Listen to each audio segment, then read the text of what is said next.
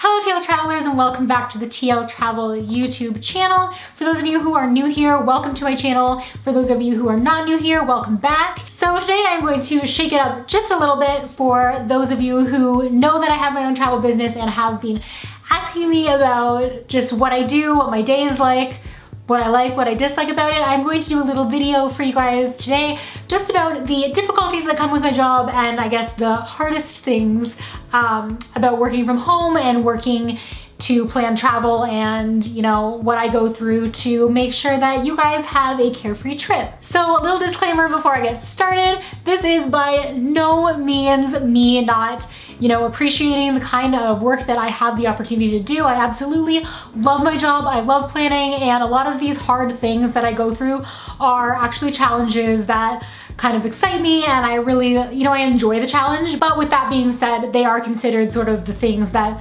other people don't want to deal with or don't think about dealing with before they plan a trip that I deal with, if that makes sense. So the first thing about my job that makes my life exceedingly difficult, that drives me absolutely up the wall, is just the ever-changing policies, costs, fees of different hotels. So for example, one hotel might only take Visa and not take MasterCard. One hotel might only take MasterCard and not Visa. Some villas only allow you to pay using PayPal or cash when you arrive. Hotel arrival and departure times are never consistent, ever. A lot of people might not realize this, but sometimes even just seasonally, the check-in and check-out times will differ substantially, so you always have to ask every time that you make a reservation if this is still the check-in time and check-out time, even if you stayed there before. And then tiny little extra surprise fees. You always have to ask about those, and those change from hotel to hotel, and in each hotel they will change throughout the year. So I have to be on top of that, and for that reason, I have to be that constantly frustrating person for the poor managers that I book with by always asking, are there any extra taxes or fees that will be added, you know, on departure, or that I can expect to see on my credit card, etc., etc. And oftentimes, did I pour that out? And 90% of the time they just get back to me and they're like, no, everything's still the same. Like, why are you always asking? But there's that 10% of the time where things have changed, and had I not asked, they would not have told me. So I just gotta keep it consistent and always be asking, but it's tedious, frustrating. The second most difficult thing that I find about my job that is made much, much easier by the fact that I work from home and don't have like an additional job is time change across the universe. But no, seriously though, different time zones are my my kryptonite. So for example, over Christmas and New Year's, I was at home in Ontario. I had travelers in Indonesia, and I also had travelers in Nicaragua. So if I wanted to be up for everything that my Nicaraguan travelers were doing, and also up for everything that my Indonesian travelers were doing, well, let's just say I was very tired and took a lot of naps. Language barrier is another difficult thing, or thing that makes my life a little bit more difficult. Obviously, I do my best to know the basics, at least, of the language of the countries that I work in or the countries that I travel to. And for the most part, hotel managers, concierges, all that kind of thing do speak enough English to make reservations and have conversations and get by. But when it comes to paperwork and smaller boutique hotels, oftentimes when I receive paperwork like reservation details, credit card authorization forms, anything like that, they will be written in the language of the country that the traveler is going to. So that can cause a little bit of a problem, and Google Translate comes greatly in handy for me when it comes to translating paperwork and things that I need to sign and to be sure of what I'm signing.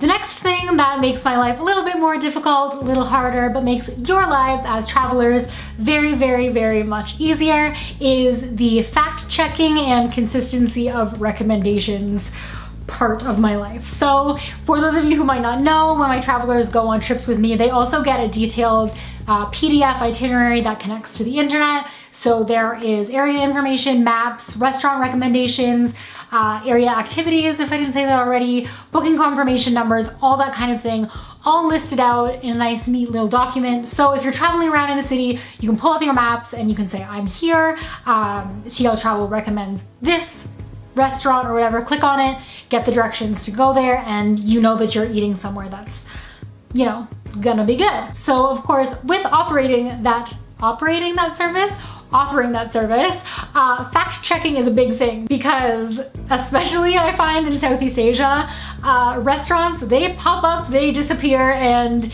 you know, you had an amazing experience there, you want to recommend it, but you need to be sure that it's still there. So having fact checkers in each country is super, super helpful, and that's sort of the route that I've gone, but it is a time-consuming part of my job and something that just makes me wish, like, why can't things sometimes just stay the same? And the last sort of difficult thing about the job that I do is deciphering the difference between what people think that they want and what people actually want. And let me take a moment to sort of try and articulate what I mean. This for sure is not the case with all my travelers, and it's not something that really, it doesn't bother me necessarily, and it's not actually that difficult. Like, they might consider it a difficult task, which is what makes it a difficult part of my job, but I don't consider it to be difficult.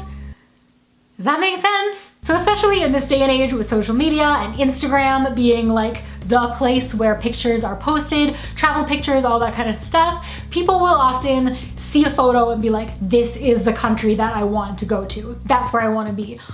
But the things that they look for in their vacations specifically don't necessarily align with visiting the country or visiting the city where that photo was taken. So for example, one of those sort of misunderstood places is the islands of Belize. Travelers will frequently see pictures of those beautiful blue waters and the snorkeling in Belize and the islands, and they'll say, oh, I want to go to Key Cocker or I can never ever say it. I'm better with names when they're written down. But they will want to go there because of the beautiful Instagram photos that they've seen, and one of the top priorities for them, or their like number one biggest thing that they want in their holiday is a beautiful white sand beach that they can lie on, or to have somewhere super easy and super close by to surf. Now, for any of you guys who have been to Belize and been to those islands, you will know that while Belize is a beautiful travel destination and the snorkeling is beautiful and the water is beautiful, a beach destination, it certainly is not. All of the weeds between the shoreline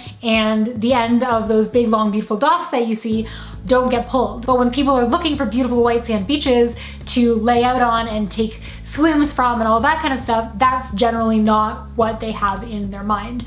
So at this point, it becomes my job to either let them know realistically what their vacation will look like if they choose to go to Belize, or take that photo of inspiration and suggest somewhere that gives them everything that they want, those beautiful white sand beaches and those beautiful crystal clear waters that will give them that same type of surrounding and the same feeling that they got when they first looked at that Instagram photo. So that is it for me for today and the hardest things about the job that I do. For those of you who have been asking for a little bit more business related videos, I hope that you enjoyed this and that you give it a thumbs up. And if you haven't hit that subscribe button yet, go ahead and do it, because yeah, you just should do it. We have a ton of travel coming up this year in 2017, and you won't want to miss all of our adventures. And until next time, don't forget to stay great, travel safe, and I'll see you in my next video. Bye guys.